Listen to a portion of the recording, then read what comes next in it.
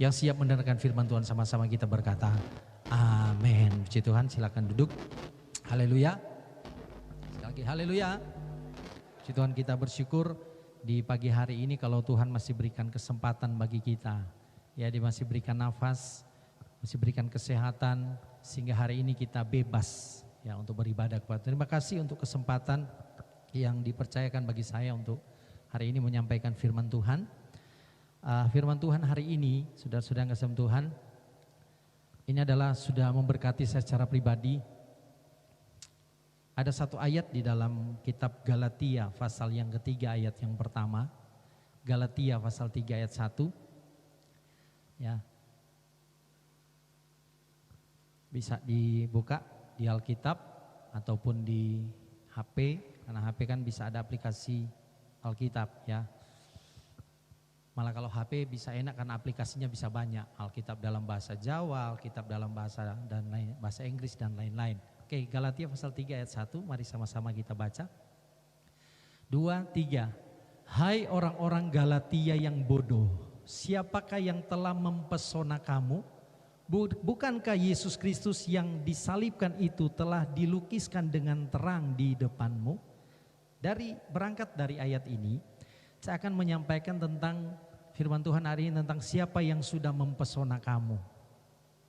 Makanya ada beberapa waktu yang lalu saya sedang terpesona soalnya saudara. Terpesona dengan betapa luar biasanya Tuhan kita. Ya kan? Kita melihat apa karya Tuhan bagi kita. Kita berdosa. Allah, Yesus yang adalah Allah turun ke dalam dunia untuk menyelamatkan saya. Ini yang saya yakini. Tentunya yang Bapak Ibu juga yakini. Menyelamatkan saya, Dia turun dari sorga. Tujuannya untuk menyelamatkan saya. Menebus saya dari dosa.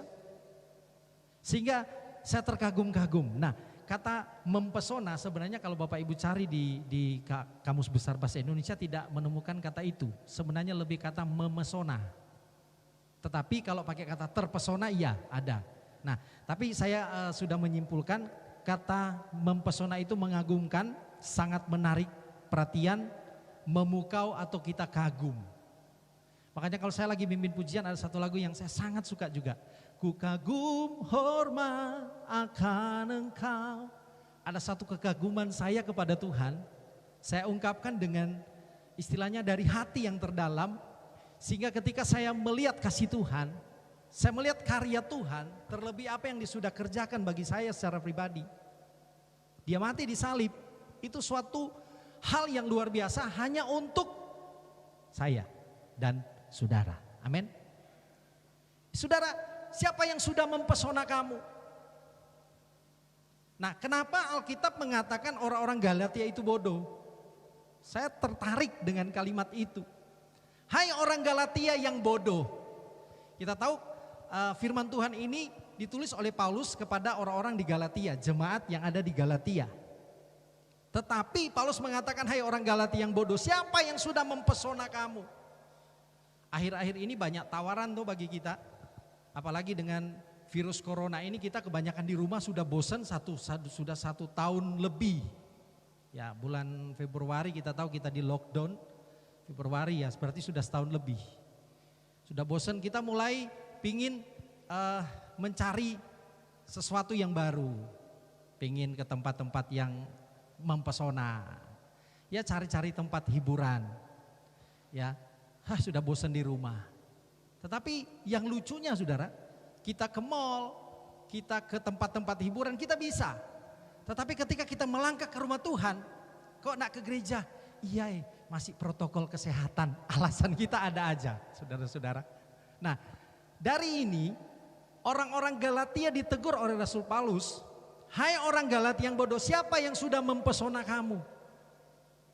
Apakah karya Kristus yang begitu luar biasa, Dia mati di salib, menebus saya dan saudara, sehingga kita ini, saya mau katakan orang yang berharga. Amin. Yesus memberikan nyawanya bagi kita karena kita ini berharga. Seharusnya kita terpesona dengan Yesus, karya Tuhan di kayu salib. Apa yang Dia sudah lakukan. Kita harus kagum. Makanya ada lagu, dengan apa kan ku balas segala kebaikanmu, segenap hatiku menyembahmu Yesus. Makanya ketika kita duduk di tempat ibadah, seharusnya ketika pujian penyembahan dinaikkan, kesempatan disitulah kita menyatakan, kita mempesona. Aslinya kita sedang terpesona dengan kuasa Tuhan. Nyatakan itu. Besar anugerahmu. Ada satu ungkapan dari hati yang membuat kita terpesona dengan karya Tuhan dalam hidup kita. Bapak Ibu saudara bakti Tuhan, jemaat Galatia dikatakan bodoh kenapa? Nah kita akan melihat sebentar. Nah di dalam ayat 10, Galatia pasal 1 ayat 10 itu ada dasarnya. Galatia 1 ayat 10, kita mundur satu halaman. Ya. Ayat 10 begini, jadi bagaimana sekarang? Adakah ku cari kesukaan manusia atau kesukaan Allah? Adakah ku coba berkenan kepada manusia? Sekiranya aku masih mencoba berkenan kepada manusia, maka aku bukanlah hamba Kristus. Dasar ini ya, bahwa sebenarnya orang-orang Galatia mereka lebih mementingkan diri mereka sendiri. Nah ini, daripada mereka memberi yang terbaik buat Tuhan. Makanya Paulus bilang, siapa yang sudah mempesona kamu? Jemaat Galatia sedang terpikat ada Injil yang lain. Kalau kita lihat di dalam ayat 6 itu, aku heran, sampai Paulus bilang, aku heran bahwa kamu begitu keras berbalik kepada dia. Jemaat Galatia berbalik imannya. Sudah bukan Yesus yang membuat mereka terpesona. Makanya di ayat selanjutnya dikatakan toh, bukankah jelas bahwa Kristus sudah mati untuk kamu? Seharusnya ini yang membuat kita terpesona. Bapak Ibu saudara kasih Tuhan, firman Tuhan kali ini saya sangat saudara bergairah. Sebab saya pun sangat terpesona dengan karya Tuhan. Makanya ada satu lagu yang saya nyanyikan waktu yang lalu waktu saya worship leader. Bahwa Tuhan kasih-Mu sungguhlah mempesona diriku. Saya sedang terkagum-kagum dengan apa yang Tuhan buat dalam hidup saya. Seharusnya sikap ini, sikap yang sama, kita pun terkagum-kagum dengan apa yang Tuhan buat di dalam kehidupan kita. Nah, apa yang ditawarkan oleh dunia kepada kita yang sehingga membuat kita terpesona mungkin oleh keinginan-keinginan dunia. Apa yang ditawarkan oleh iblis? Coba kita lihat Matius pasal 4 ayat 8-9. Kita lihat dulu ya, saya membandingkan dulu. Iblis menawarkan ini, Matius pasal 4 ayat 8 dan 9, firman Tuhan begini. Dan iblis membawanya pula ke atas gunung yang sangat tinggi dan memperlihatkan kepadanya semua kerajaan dunia dengan kemegahannya. Ayat 9. Dan berkata kepadanya, semua ini akan kuberikan kepadamu jika engkau sujud menyembah aku.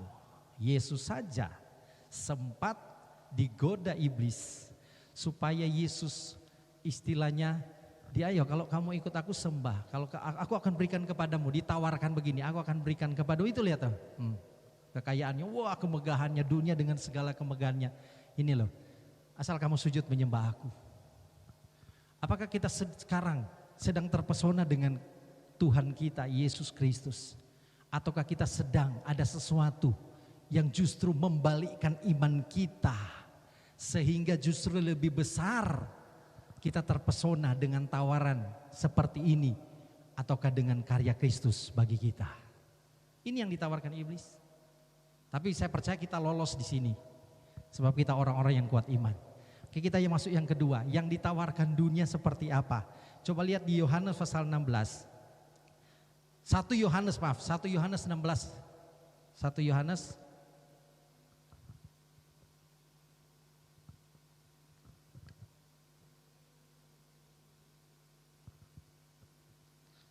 Kitab 1 Yohanes pasal berapa itu? Saya lihat sebentar.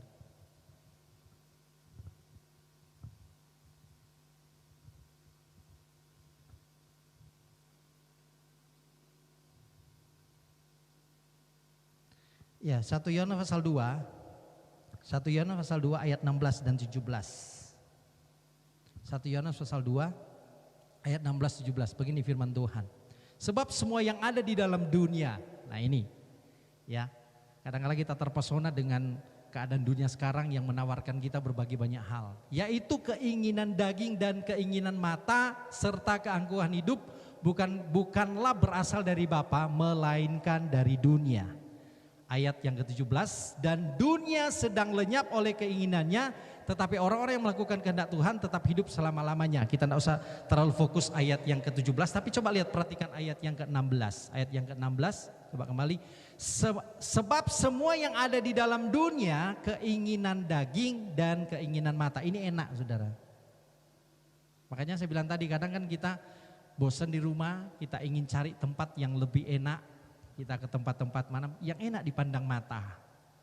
Ya kita ke tempat, ya pokoknya mengenakan lah. Kadang-kala kan kita pakai istilah cuci mata, nah, supaya enak dalam pandangan kita. Tawaran-tawaran dunia seperti ini yang kadang-kala membuat kita terkagum-kagum. Tapi ingat, ini tawaran, semua yang ada di dalam dunia itu keinginan daging dan keinginan mata. Itu bukan berasal dari Bapa. Tetapi dunia menawarkan kita sehingga kadangkala kita terkagum-kagum dengan tawaran dunia. Bahkan ada orang yang rela melepaskan iman demi jabatan. Anak muda ada yang rela melepaskan iman karena mau menikah dengan orang yang lebih terpesona dengan pangkat, terpesona dengan berbagai hal. Oh dia ini orang kaya, dia ini orang pangkat. Jadi saya terpesona, enggak apa-apa deh, saya tak lepaskan Yesus, yang penting saya hidup enak. Tawaran-tawaran banyak hal bagi kita. Mungkin bagi engkau sebagai seorang pemimpin perusahaan, bagi engkau seorang yang pengusaha, ada tawaran-tawaran yang mengenakan mata, mengenakan daging. Wah, keuntungan lebih besar. Tapi justru melepaskan iman kita. Tidak apa-apa deh keinginan, yang penting aku untung banyak. Tapi kita sudah melakukan suatu dosa di sana. Siapa yang sudah mempesona kamu? Kata Rasul Paulus dalam firman Tuhan. Kita jangan masuk kategori orang-orang yang bodoh, kata firman Tuhan. Hai orang Galatia yang bodoh, siapa yang sudah mempesona kamu? Seharusnya yang mempesona kita adalah Yesus Kristus Tuhan kita. Amin. Karyanya Dia bagi kita. Ketika kita sudah tahu ini, saudara, hidup kita pasti akan tercover. Kita mau melakukan dosa, ingat, oh ya, enggak, saya ini sudah ditebus dosa saya. Nah, ada 3 hal yang ingin saya bagikan kali ini dengan waktu yang singkat. Iblis sudah menawarkan, tadi saya sudah sampaikan. Ya, sehingga Hawa pun terpikat. Iya kan, Hawa terpikat dengan buah yang kelihatannya kok sedap dipandang mata. Hawa jatuhnya kan di situ. Dia melihat ini buah enak dipandang mata. Kemudian dia ambil, makan, kasih kepada suaminya. Tawaran iblis dengan segala kemegahan. Kita pasti lolos. Sebab saya tahu iman kita sudah di atas itu.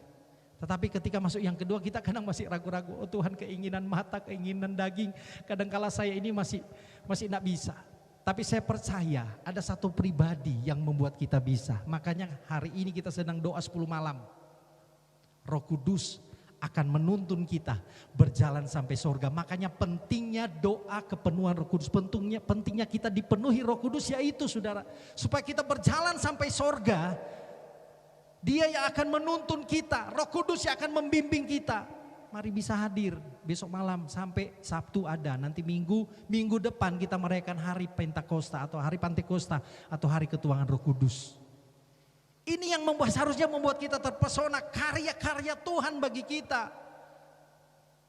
Bapak Ibu saudara yang dikasihi Tuhan, ada 3 hal ya yang ditawarkan Alkitab, yang ditawarkan Yesus bagi kita. Yang pertama, Yesus sudah menawarkan keselamatan yang luar biasa bagi kita. Amin. Yohanes 3 ayat 16, karena begitu besar kasih Allah akan dunia ini, sehingga Ia mengaruniakan anaknya yang tunggal, supaya barang siapa yang percaya kepadanya tidak binasa, melainkan beroleh hidup yang kekal. Saya sedang terpesona dengan karya Tuhan. Terima kasih Tuhan. Saya bangga saya punya Yesus. Kami bangga memiliki Allah seperti-Mu. Kami bahagia menjadi milikmu. Saya bangga saudara. Bapak Ibu bangga, amin. Amin. Kita harus terpesona dengan karya Tuhan. Kasih-Nya yang sempurna Dia sudah kerjakan bagi kita. Itu hanya karena kita saudara, Yesus mati di salib. Kita sudah peringati dengan peristiwa Paskah kemarin. Yesus sudah melewati semuanya itu. Segala dosa kita ditanggungan di kayu salib. Sehingga kita layak di hadapan Tuhan. Terpesonalah dengan karya Tuhan. Makanya hidup kita bawa ketika kita ada dalam rumah Tuhan. Naikkan pujian penyembahan itu di hadapan Tuhan. Tuhan, ini hidupku, saya berikan untuk kamu. Toh kita tidak lama sekarang kan ibadah. Pujiannya aja hanya 20 menit. Ya lebih sedikit lah kadang. Firman Tuhan 20 menit, 25 menit. 1 jam kita di gereja. Ya 1 jam saja. Makanya lebih baik 1 hari di pelataran Tuhan daripada 1000 hari di tempat lain. Karena apa? Di sinilah kita sedang mengungkapkan kekaguman kita kepada Tuhan. Dan saya percaya ketika hati kita sudah tertuju kepada Tuhan, terpikat pada Tuhan, Tuhan sanggup memberkati, Tuhan sanggup menyembuhkan, Tuhan sanggup membuka jalan apapun yang menjadi persoalan kita saudara. Bapak Ibu sudah kasih Tuhan, kasih Tuhan begitu sempurna. Ini yang pertama yang Tuhan berikan. Dia sudah memberikan keselamatan lewat kasih-Nya bagi kita. Kagum dong dengan perbuatan Tuhan. Mari kagum dengan karya Tuhan bagi kita. Yang kedua, apa yang sudah berikan penebusan dosa tadi. Dosa kita. Di dalam Markus pasal 10 ayat 45. Yesus datang bukan untuk dilayani. Markus 10 ayat 45. Tetapi untuk melayani. Itu bisa dibuka tolong. Markus 10 ayat 45. Karena anak manusia juga datang bukan untuk dilayani, melainkan untuk melayani, untuk memberikan nyawanya bagi tebusan banyak orang. Saya dan saudara ditebus di kayu salib. Karya Tuhan begitu sempurna bagi kita. Kagum dong dengan karya Tuhan. Dan hal yang luar biasa yang sangat indah. Apa yang Yesus lakukan bagi kita. Di dalam Kisah Para Rasul pasal 1. Nah, saya akhiri dengan yang ketiga ini di kitab ini karena kita sedang masuk masa-masa istilahnya kalau di GPD ini kita bangga dengan GPDI karena GPDI punya doa 10 malam. Ya, doa 10 malam ini supaya apa? Bapak Ibu yang belum penuh Roh Kudus minta, kita butuh Roh Kudus. Karena Yesus sekarang sudah di sorga. Yang bekerja sekarang Roh Kudus. Kita minta supaya Dia memenuhi segenap hidup kita. Karya Yesus sudah sempurna, Dia sudah menyelamatkan kita. Tinggal kita kuat enggak ketika kita berjalan sampai surga. Banyak tantangan, banyak rintangan. Sehingga banyak yang membuat kita terpesona. Bisa kita belok kiri, bisa belok kanan. Tapi kalau kita bersama Roh Kudus, saya percaya kita mampu. Sekali lagi saya bilang kita mampu berjalan sampai ke surga. Kisah pasal 1, kita lihat. Kisah pasal 1, ayat yang ke-11. Apa yang Yesus tawarkan? Yesus akan datang kembali. Ini janji kita. Saudara-saudara, ini sudah disampaikan Bapak Pendeta John Taingetan kemarin dalam ibadah hari kenaikan. Kisah pasal 1. Dan berkata kepada mereka, hai orang-orang Galilea, mengapakah kamu berdiri melihat ke langit? Ada satu kalimat di sini, mengapa kamu berdiri melihat? Jadi ketika Yesus naik ke surga, saya sedang menggambarkan begini. Ya, misalkan dalam posisi di tengah ini Bapak Ibu, tiba-tiba Bapak Ibu sedang lihat saya, tiba-tiba saya sedang terangkat, Bapak Ibu terkagum, nah seperti itu. Nah murid-murid sampai terpesona melihat Yesus terangkat. Sampai dibilangin, hai orang-orang Galilea, mengapa kamu berdiri melihat ke langit? Yesus ini yang terangkat ke sorga meninggalkan kamu. Sama-sama kita baca 2-3.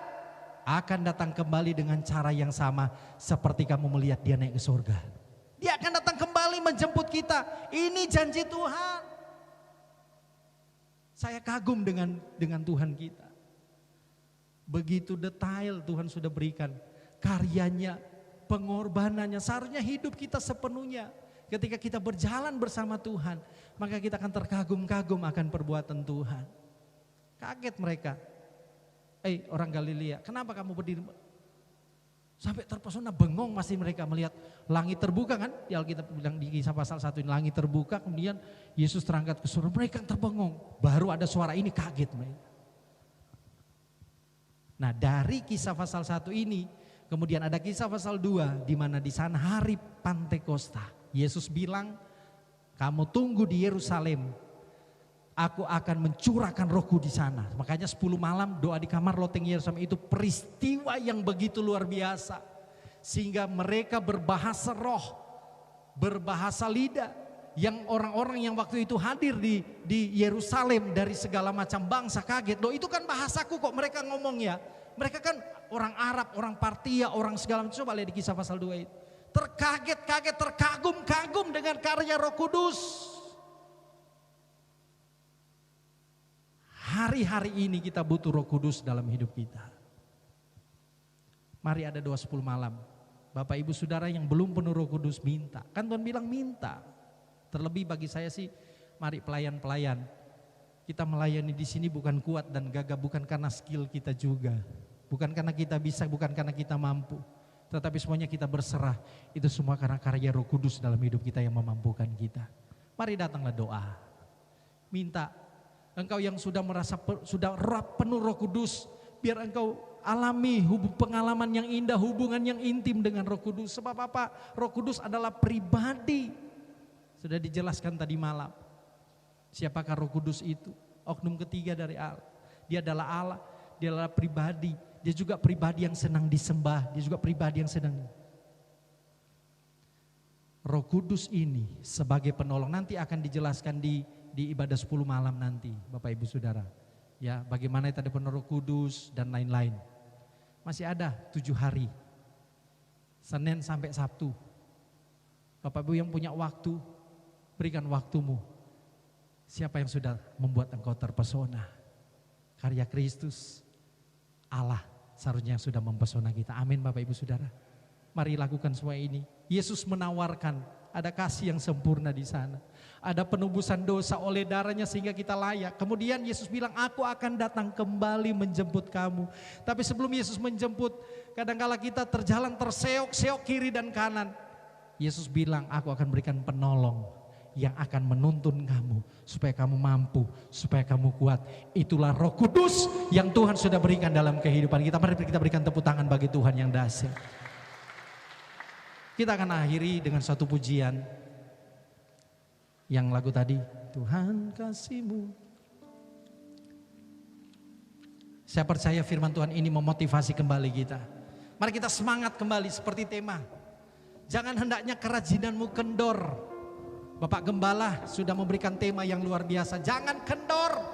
Supaya apa? Iman pun kita tidak kendor. Kita sama-sama ada dalam kerajaan sorga.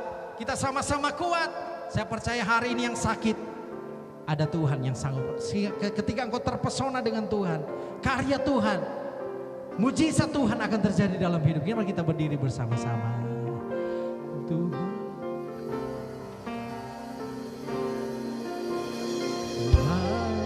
kasih-Mu sungguhlah mempesona diriku.